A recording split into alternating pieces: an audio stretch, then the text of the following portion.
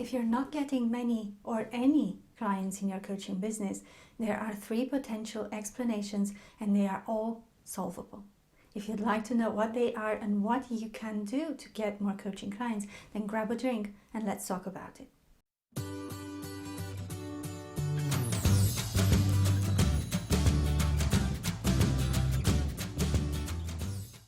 Hello and welcome to the Savvy Corner. I'm Alisa, and on this channel I talk about managing your money, your business and your mind around it. I'm a financial and business coach, and every week I share tips and strategies to help you build a financially viable and sustainable coaching business. So subscribe and hit the bell so you don't miss any future videos. Last week I talked about how to move from free to paid coaching and start making money from your coaching services. What if you've already made this move but not many people are buying? This is a question I get asked a lot. Why am I not getting more coaching clients? I believe there are 3 potential reasons for it, and the first one is a traffic problem. This is a common issue for new coaches who are just starting out. Not many people know about them and what they do, who they are. They have not established a presence yet, and therefore they don't get a lot of eyes on their content. Visibility is extremely important, especially if coaching represents a change of career direction for you and is not what you used to be known for before becoming a coach. The more visible you become, the more your audience will grow, and therefore the number of people interested in your services or products. Of course, that is assuming that you are visible on the right platform. It makes no sense to build a following on Instagram, for example, if your clients are not using this platform. That is why it's so important to work on identifying your coaching niche and ideal client, which I talk more about in a previous video. Your niche can also influence the engagement you get on your content. When I was coaching people on their personal finances, I saw less activity on my social media posts than I see now that I do financial coaching in a business context. And the reason for that is that my personal finance clients did not want to be seen interacting with content that would indicate that maybe their financial situation is not exactly great. Some of my former clients were people who worked with money and numbers as part of their jobs, and it would have been embarrassing for them if others found out that they can't manage their own money, yet they're managing other people's money. And I imagine this would also be the case for people who hate their jobs or want to change careers. They don't want to interact with content on LinkedIn that suggests career change because they don't want their colleagues or their boss to notice. I know that visibility is hard in the beginning and it takes some work and patience before you can see things moving. However, don't get so hung up on vanity metrics such as likes, comments, and shares.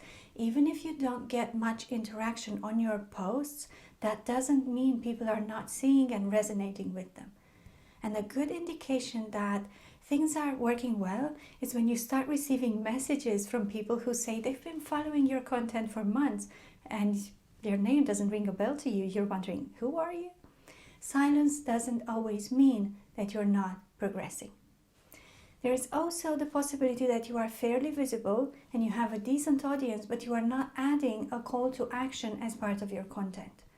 By not telling people how to get in touch or where to go to find out more, you are missing out on an opportunity to move them further into your sales funnel.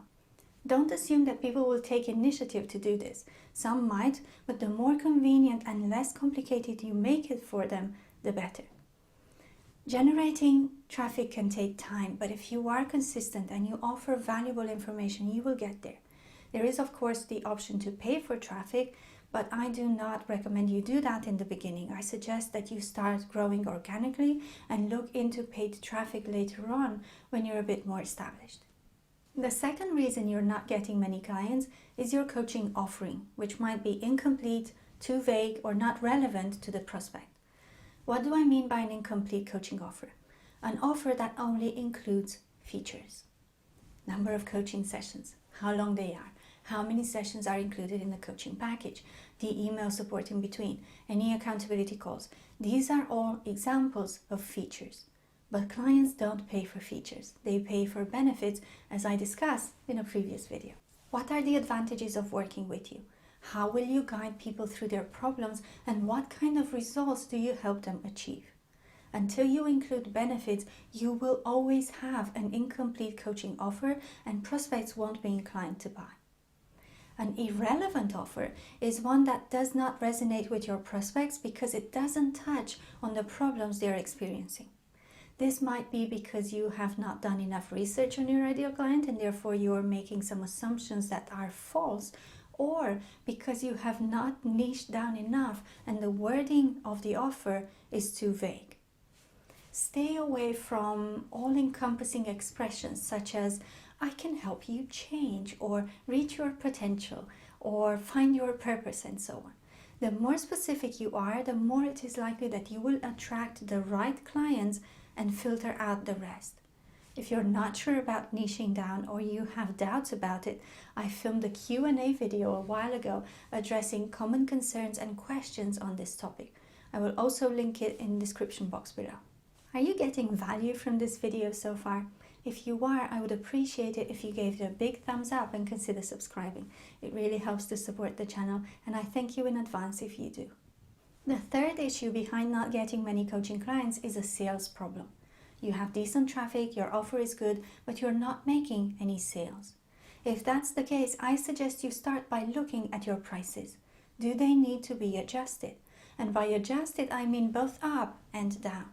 Don't assume that if people are not buying, it's because your services or products are too expensive. That might be the case, but sometimes it's the other way around. The price is so low that the prospect becomes suspicious, wondering if it's a scam or if you really know what you're doing since you're charging so low. If price is not the issue, then perhaps you need to look at your approach to selling. Is it structured and professional? Does it take the client through a process that guides them towards paying? And is it easy for them to pay you?